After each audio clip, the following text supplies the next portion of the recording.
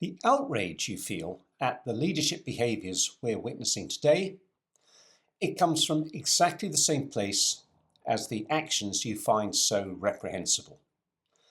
Now that's not comfortable to hear, but it's worth understanding because the pile-on, the condemnation, the evisceration, they don't fix anything, and often they make things considerably worse.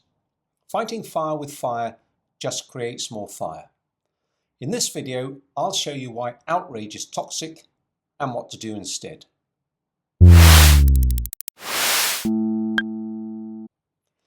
There's a school of thought that feeding outrage and expressing it is not only healthy, but a moral imperative. You have to put a stake in the ground, take a position, fight for it. It's your duty as a responsible human being. After all, the only thing necessary for the triumph of evil is for good men to do nothing. Which, by the way, Edmund Burke never actually said. Social media amplifies this instinct many times over. A commentator I follow, normally balanced, insightful, articulate, completely loses her composure when the conversation turns to the Middle East. She incites her audience to join the clamour, choosing sides with inflammatory language, certain she's on the right side of history. No surprise that others do the same. Over US government policy, UK decisions, or any number of causes that are genuinely important. It's easy to join the baying mob when you're convinced you have right on your side. If the righteous can destroy hate and evil, surely we can all finally live the peaceful, purposeful lives we're reaching for. But here's the problem. The energy we invoke to wipe out hate is the very same energy as the hate itself. Watch what happens when opposing groups meet on the street, left and right, pro and anti. The energy is identical, only the banner changes. Now, this is not an argument for moral relativism. I'm not suggesting that right and wrong are merely social constructs, shifting with time and place. Nor am I advocating studying neutrality on every issue. So what is the best course of action or inaction? It hinges on two questions. One, can I actually influence the balance of opinion here? And two, can I do so without sacrificing my emotional equilibrium? If the answer to either is no, your intervention will only add to the turmoil and harm you in the process.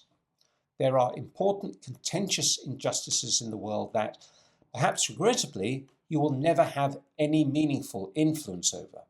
What's the point of dissipating your energy on causes you cannot change, when real challenges are sitting directly in front of you, ones you actually can? They may not be as global or as visible, but at least you can make a difference, rather than baying at the moon. What matters most, though, is the energy behind the intervention. It's an energy of separation, division, and lack, with serious consequences. Let me unpack this with an excerpt from my book, The Struggling Entrepreneur. There are two ways we can relate to the world around us. We can perceive it as separate and different, or we can live in the awareness of the interconnectedness of all things. We can see a tree as a discrete entity, entirely different from and unconnected to a human being, or we can perceive it as the other half of our lungs, converting the carbon dioxide we exhale into the oxygen we inhale. The former claims independence, the latter embraces symbiosis. How we relate to the variety of form around us determines the quality of our lives. The more difference and separation we perceive, the more struggle we experience. Think of it as a spectrum. At the lowest level, destruction. No commonality with anything different. It appears as a threat and demands elimination. Anyone who challenges that view deserves the same fate. Socrates, Jesus, Martin Luther King, many have met this end. One step up, conflict. The antagonism toward difference remains, but stopped short of annihilation. Football tribalism, political allegiances, workplace bullying. Then, tolerance, neutral ground between love and hate. It can be indifferent, or it can be a mask, behind which antipathy quietly festers. Many working relationships live here. Colleagues rub along without visible animosity, but real connection is absent. Beyond that, respect, literally, to look back at.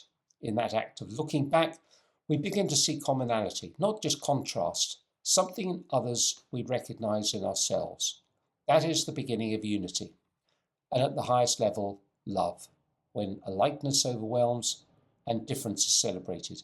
Note how the word like, meaning not different, is also a partial synonym for love.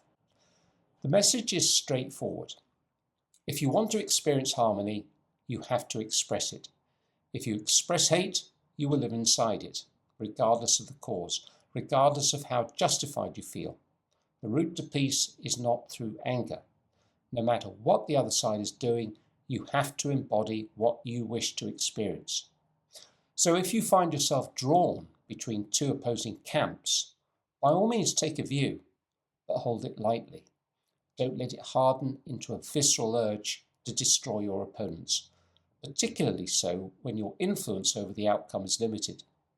Because when you get pulled into the chaos of division, even for the most righteous of reasons, you have to experience it. And in a grand irony, you experience the very energy of hatred and anger your opponent is immersed in. When you look at conflict this way, the idea that either party can achieve peace through adversity is nothing short of risible. As world leaders keep discovering, the belief that you can achieve peace by wiping out your adversaries doesn't pan out in practice. It never has. This is not a call to sit on your hands or fiddle while Rome burns, but it is a reminder to be vigilant about the emotions you allow into your experience. Even in boxing, one of the most violent sports there is, fighters take great care to channel anger into controlled aggression. They know that losing that discipline will cost them the fight. Sustained anger costs you far more than the fight. Chronic negative emotion floods the body with cortisol and adrenaline, driving up blood pressure, straining the heart, weakening immunity, and fueling anxiety and depression. Your anger will poison you regardless of its righteousness, regardless of how wrong the other side is. Master your anger before it masters you.